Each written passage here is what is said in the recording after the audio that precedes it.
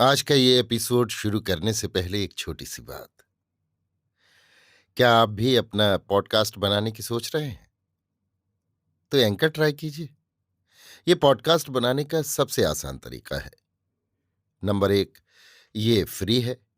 Number दो, इसमें कई सारे ऐसे टूल्स हैं जो आपको अपने फोन और कंप्यूटर पर रिकॉर्ड और एडिट करने की फैसिलिटी देते हैं।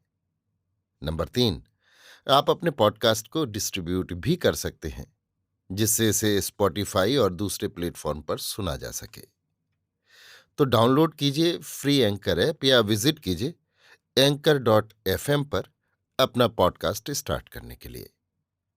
ये तो थी एक छोटी सी जानकारी, और अब शुरू करते हैं एपिसोड का सिलसिला। तो आज के एपिसोड में लीजिए सुनिए मुंशी प्रेमचंद के लिखे उपन्यास प्रेमा के दूसरे भाग जलन बुरी बला है को मेरी यानी समीर गोस्वामी की आवाज में। लाला बद्री प्रसाद अमृत राय के बाप के दोस्तों में थे, और अगर उनसे अधिक प्रतिष्ठित न थे तो बहुत हेठे भी न थे। दोनों में लड़के लड़की के ब्याह की बात पक्की हो गई थी, और अगर मुंशी धनपत राय 2 बरस भी और जीते तो बेटे का सेहरा देख लेते। मगर कालवश हो गए और ये अरमान मन में लिए बेकुंठ को सिधारे। हाँ, मरते मरते उनके बेटे को ये नसीहत थी कि मुंशी बद्री प्रसाद की लड़की से अवश्य विवाह करना।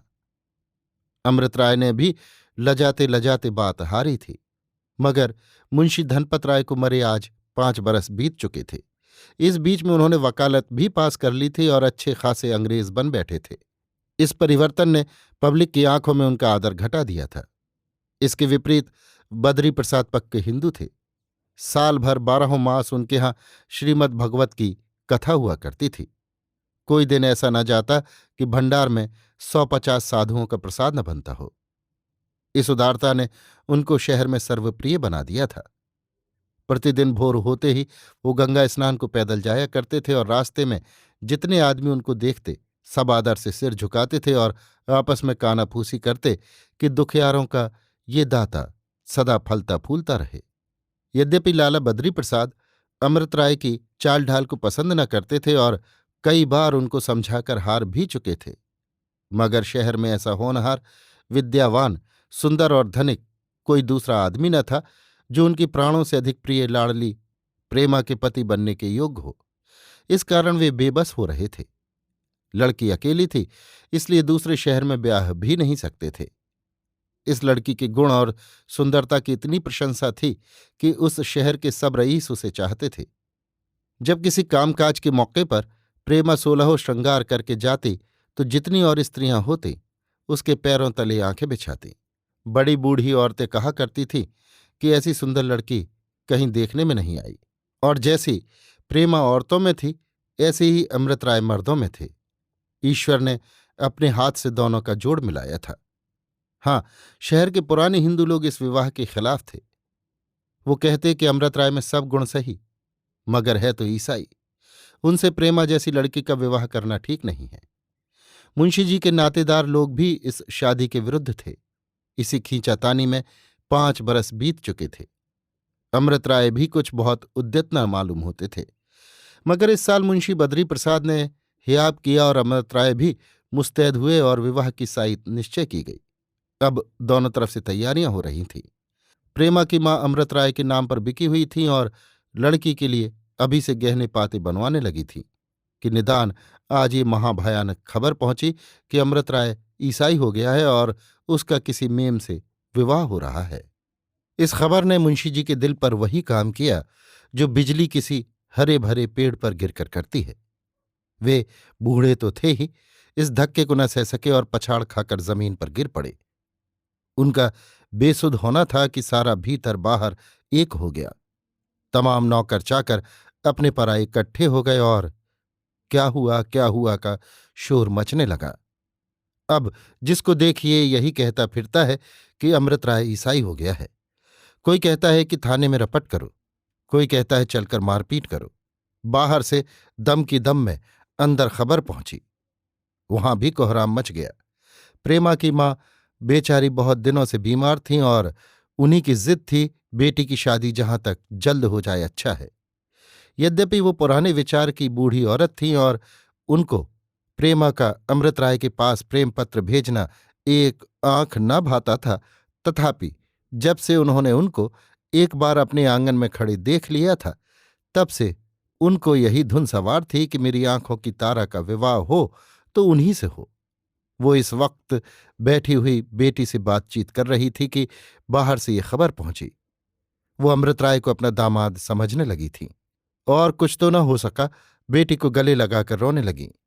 प्रेमा ने आंसू को रोकना चाहा, मगर ना रोक सकी। उनकी बरसों की संचित आशा बेल क्षणमात्र में कुम्हला गई। हाय, उससे रोया भी न गया, चित्त व्याकुल हो गया। मां को रोती छोड़ वो अपने कमरे में आई, चारपाई पर धम से गिर पड़ी। जबान से केवल इतना निकला कि नारायण, अब कैसे जीऊंगी, और उसके भी होश जाते रहे। तमाम घर की लौंडियां उस पर जान देती थी। सब की सब एकत्र हो गईं और अमृत राय को हत्यारे और पापी की पदवियां दी जाने लगीं। अगर घर में कोई ऐसा था कि जिसको अमृत राय की ईसाई होने का विश्वास न आया, तो वो प्रेमा के बड़े भाई बाबू कमला प्रसाद थे। बाबू साहब बड़े समझदार आदमी थे। उन्होंने अमृत राय के कई लेख मासिक पत्रों में देखे थे, जिनमें ईसाई मत का खंडन किया गया था, और हिंदू धर्म की महिमा नाम की जो पुस्तक उन्होंने लिखी थी, उसकी तो बड़े बड़े पंडितों ने तारीफ की थी। फिर कैसे मुमकिन था कि एकदम उनके ख्याल पलट जाते और वो ईसाई मत धारण कर लेते। कमला प्रसाद यही सोच रहे थे कि दाननाथ आते दिखाई दिए। उनके चेहरे से घबराहट बरस रही थी। कमला प्रसाद ने उनको बड़े आदर से बैठाया और पूछने लगे, यार, ये खबर कहाँ से उड़ी? मुझे तो विश्वास नहीं आता। दाननाथ, विश्वास आने की कोई बात भी तो हो। अमृत राय का ईसाई होना असंभव है। हाँ, वो रिफॉर्म मंडली में जा मिले हैं। मुझसे भूल हो गई कि यही बात तुमसे न कही। कमला प्रसाद, तो क्या तुमने लालाजी से ये कह दिया? दाननाथ ने संकोच से सर झुकाकर कहा, यही तो भूल हो गई। मेरी अक्ल पर पत्थर पड़ गए थे। आज मैं शाम को जब अमृत राय से मुलाकात करने गया तो उन्होंने बात बात में कहा कि अब मैं शादी न करूंगा। मैंने कुछ न सोचा विचारा और ये बात मुंशी जी से कह दी।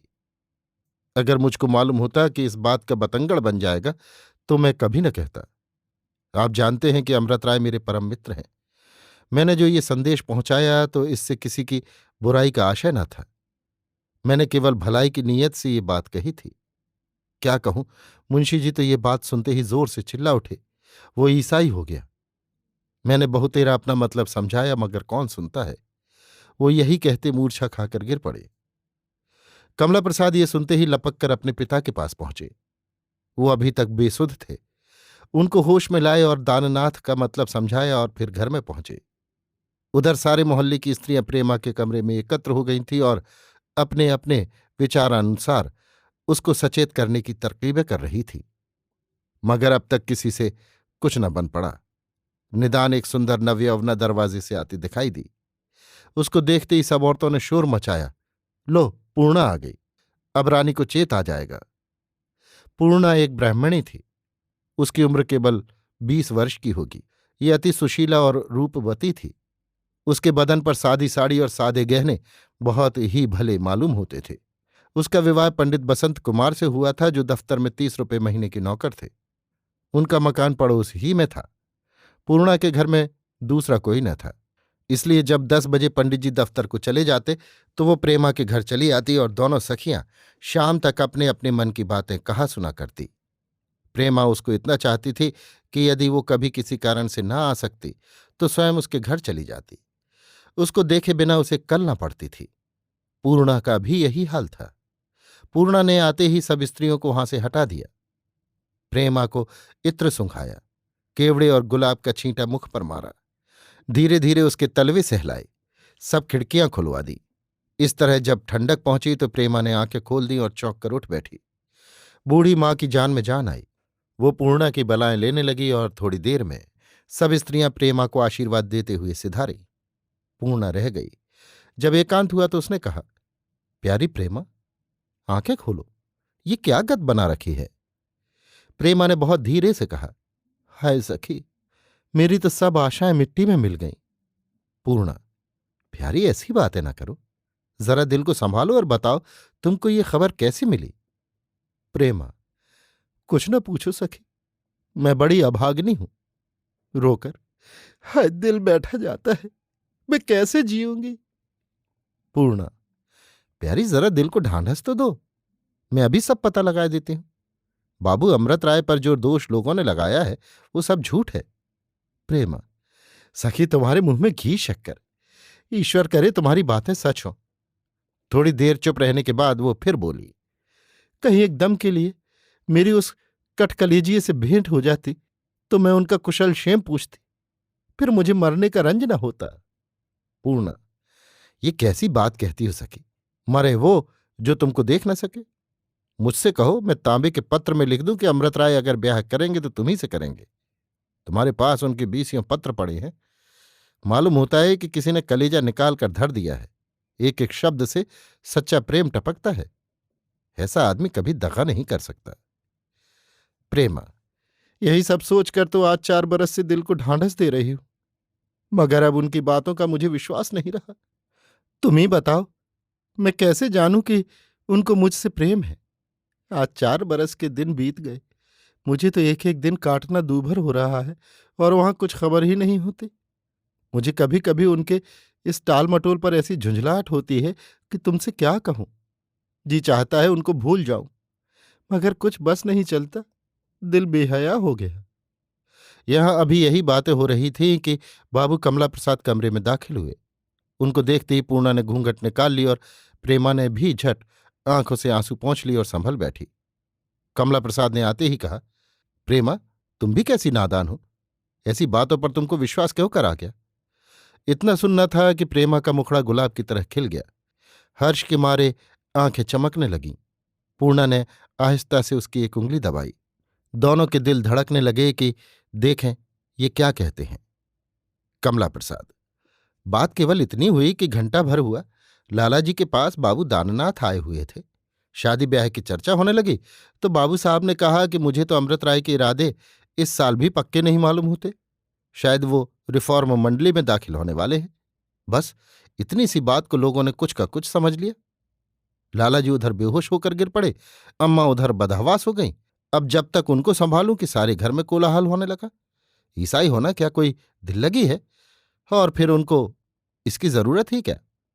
पूजा पाठ तो वो करते ही नहीं, बंगले में रहते हैं, बावर्जी का पकाया खाते ही हैं, छूत विचार मानते ही नहीं। तो उन्हें क्या कुत्ते ने काटा है कि अपना मत छोड़कर नक्कू बने? ऐसी बेसिर पैर की बातों पर एतवार नहीं करना चाहिए। लो, अब मुंह धो डालो, हंसी खुशी की बातचीत करो। मुझे तुम्हारे रोने धोने से बहुत रंज हुआ। ये कहकर बाबू कमला प्रसाद बाहर चले गए और पूर्णा ने हंसकर कहा, सुना कुछ? मैं जो कहती थी कि ये सब झूठ है। ले, मुंह मीठा कराओ। प्रेमा ने प्रफुल्लित होकर पूर्णा को छाती से लिपटा लिया और उसके पतले पतले होठों को चूम कर बोली, मुंह मीठा हुआ या और लोगी? पूर्णा, ये मिठाइयां रख छोड़ो उनके वास्ते जिनकी निठराई पर अभी तक कुढ़ रही थी। मेरे लिए तो आगरा वाले की दुकान की ताजी ताजी अमृतियां चाहिए। प्रेमा, अच्छा, अब कि उनको चिट्ठी लिखूंगी तो लिख दूंगी कि पूर्णा आपसे अमृतियां मांगती है। पूर्णा, तुम क्या लिखोगी? हाँ, मैं आज का सारा वृतांत लिखूंगी। ऐसा ऐसा बनाऊंगी कि तुम भी क्या याद करो, सारी कलई खोल दूंगी। प्रेमा लजाकर, अच्छा रहने दीजिए ये सब दिल लगी। सच मानो पूर्णा, अगर आज की कोई बात तुमने लिखी तो फिर मैं तुमसे कभी न बोलूंगी। पूर्णा, बोलो या न बोलो, मगर मैं लिखूंगी जरूर। इसके लिए तो उनसे जो चाहूंगी ले लूंगी। बस इतना ही लिख दूंगी कि प्रेमा को अब बहुत न तरसाइए। प्रेमा बात काटकर, अच्छा लिखिएगा तो देखूंगी। पंडित जी से कहकर वो दुर्गत कराऊं कि सारी शरारत भूल जाओ। मालूम होता है उन्होंने तुम्हें बहुत सर चढ़ा रखा है। अभी दोनों सखियां जी भर खुश न होने पाई थीं कि उनको रंज पहुंचाने का फिर सामान हो गया। प्रेमा की भावज अपनी ननद से हरदम जला करती थी, अपने सास ससुर से, यहां तक कि अपने पति से भी क्रुद्ध रहती कि प्रेमा में ऐसे कौन से चांद लगे हैं कि सारा घराना उस पर निछावर होने को तैयार रहता है। उनका सब आदर क्यों करते हैं? मेरी बात तक कोई नहीं पूछता। मैं उनसे किसी बात में कम नहीं हूं। गोरेपन में, सुंदरता में, श्रृंगार में मेरा नंबर उनसे बराबर बढ़ा चढ़ा रहता है। हाँ, वो पढ़ी लिखी है, मैं बौरी इस गुण को नहीं जानती। उन्हें तो मर्दों से मिलना, नौकरी चाकरी करना है। मुझ बेचारी के भाग्य में तो घर का काम काज करना ही बदा है। ऐसी निर्लज्ज लड़की, अभी शादी नहीं हुई मगर प्रेम पत्र आते जाते हैं, तस्वीरें भेजी जाती हैं। अभी 8-9 दिन होते हैं कि फूलों के गहने आए हैं। आंखों का पानी मर गया है। और ऐसी कुलवंती पर सारा कुनबा जान देता है। प्रेमा उसके ताने और उसकी बोली ठोलियों को हंसी में उड़ा दिया करती और अपने भाई की खातिर भावच को खुश रखने की फिक्र में रहती थी। मगर भाभी का मुंह उससे हरदम फूला ही रहता। आज उन्होंने ज्यों ही सुना कि अमृत राय ईसाई हो गए हैं तो मारी खुशी के फूल ही न समाई।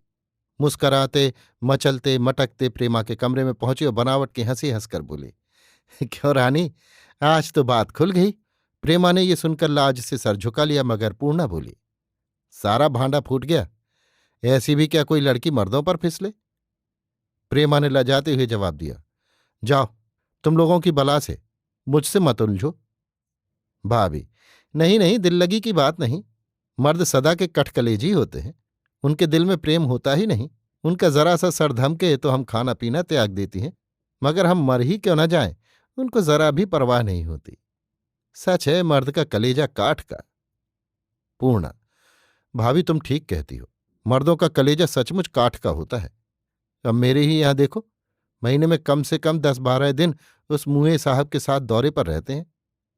मैं तो अकेली सुनसान घर में पड़े पड़े कराहा करती हूं। वहां कुछ खबर ही नहीं होती। पूछती हूं तो कहते हैं, रोना गाना औरतों का काम है। हम रोए गाएं तो संसार का काम कैसे चले? भाभी, और क्या, संसार अकेले मर्दों ही के थामे तो थमा है। मेरा बस चले तो इनकी तरफ आंख उठाकर भी न देखूं। अब आज ही देखो, बाबू अमृत राय का करतब खुला तो रानी ने अपनी कैसी गत बना डाली। मुस्कुराकर, इनके प्रेम का तो ये हाल है, और यहां 4 वर्ष से हीला हवाला करते चले आते हैं। रानी, नाराज न होना। तुम्हारे खत पर खत जाते हैं, मगर सुनती हूं वहां से विरले ही किसी खत का जवाब आता है। ऐसे निर्मोहियों से कोई क्या प्रेम करे? मेरा तो ऐसों से जी जलता है। क्या किसी को अपनी लड़की भारी पड़ी है कि कुएं में डाल दे? भला से कोई बड़ा मालदार है, बड़ा सुंदर है, ऊंची पदवी है, मगर जब हमसे प्रेम ही न करे तो क्या हम उसकी धन दौलत को लेकर चाटें? संसार में एक से एक लाल पड़े हैं, और प्रेमा जैसी दुल्हन के वास्ते दूल्हों का काल। प्रेमा को ये बातें बहुत बुरी मालूम हुई, मगर मारे संकोच के कुछ बोल न सकी। हाँ, पूर्णा ने जवाब दिया, नहीं भाभी, तुम बाबू अमृत राय पर अन्याय कर रही हो। उनको प्रेमा से सच्चा प्रेम है। उनमें और दूसरे मर्दों में बड़ा भेद है। भाभी, पूर्णा मुंह न खुलवा। प्रेम नहीं, पत्थर करते हैं। माना कि वे बड़े विद्या वाले हैं और छुटपने में ब्याह करना पसंद नहीं करते, मगर अब तो दोनों में कोई कम से नहीं है। अब क्या बूढ़े होकर ब्याह करेंगे? मैं तो सच कहती हूं, उनकी ब्याह करने की चेष्टा ही नहीं है। टाल मटोल से काम निकालना चाहते हैं। यही ब्याह के लक्षण है कि प्रेमा ने जो तस्वीर भेजी वो टुकड़े टुकड़े करके पैरों तले कुचल डाली। मैं तो ऐसे आदमी का मुंह भी न देखूं। प्रेमा ने अपनी भावच को मुस्कुराते हुए आते देखकर ही समझ लिया था कि कुशल नहीं है। जब ये मुस्कुराती हैं तो अवश्य कोई न कोई आग लगाती है।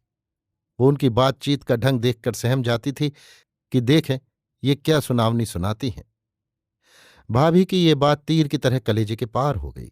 हक्का बक्का उनकी तरफ ताकने लगी, मगर पूर्णा को विश्वास न आया। बोली, ये क्या अनर्थ करती हो भाभी? भैया अभी आए थे, उन्होंने इसकी कुछ भी चर्चा नहीं की। मैं तो जानती हूं कि पहली बात की तरह ये भी झूठी है। यह असंभव है कि वो अपनी प्रेमा की तस्वीर की ऐसी दुर्गत करे। भाभी, तुम्हारे मन को मैं क्या करूं, मगर ये बात तुम्हारे भैया खुद मुझसे कह रहे थे। और फिर इसमें बात ही कौन सी है? आज ही अपनी तस्वीर मंगा भेजो, देखो क्या जवाब देते हैं। अगर ये बात झूठी होगी तो अवश्य तस्वीर भेज देंगे, या कम से कम इतना तो कहेंगे कि ये बात झूठी है। अब पूर्णा को भी कोई जवाब न सूझा। वो चुप हो गई। प्रेमा कुछ न बोली। उसकी आंखों से आंसुओं की धारा बह निकली। भावच का चेहरा ननद की इस दशा पर खिल गया। वो अत्यंत हर्षित होकर अपने कमरे में आई। दर्पण में मुंह देखा और आप ही आप मग्न होकर बोली, ये घाव अब कुछ दिनों में भरेगा। अभी आप सुन रहे थे मुंशी प्रेमचंद के लिखे उपन्यास प्रेमा के दूसरे भाग जलन बुरी बला है को मेरी यानी समीर गोस्वामी की आवाज में।